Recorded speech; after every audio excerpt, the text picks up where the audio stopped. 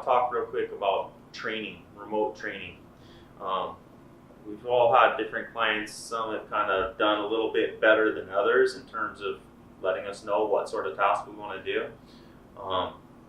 If we can identify the methods that work best and work with our clients to make sure that they use those methods as much as possible, then normally it makes things easier for both sides. Because as a virtual assistant, you want to do the best that you can for your client. You want to do what they're telling you to do, what they want to happen.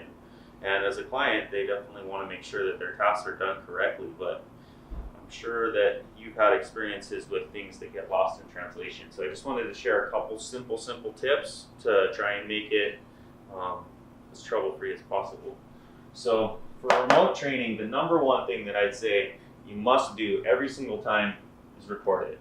Because nothing is going to make your client angrier or more frustrated than having to repeat themselves, especially if it comes down to an elaborate sort of training session. They really want to just be able to explain it one time, have you figure it out from there. If you make them repeat it, a lot of times they're going to not really think that you're as smart as you are and kind of think less about you. They're not going to see as much value in what you're offering them. So make sure that you record it. If you have any questions, look at the recording first and make sure that you can't figure it out yourself before you bother your client.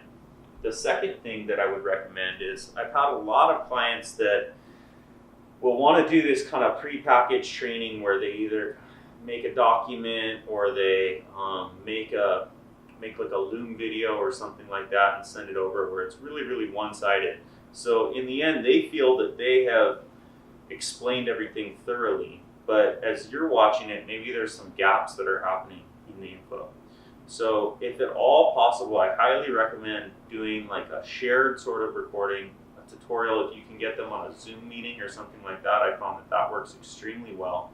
So you can essentially let them go through the process, or even better, have them have you share your screen with them, and then they can guide you through the process, and then you can incorporate some Q&A time in there.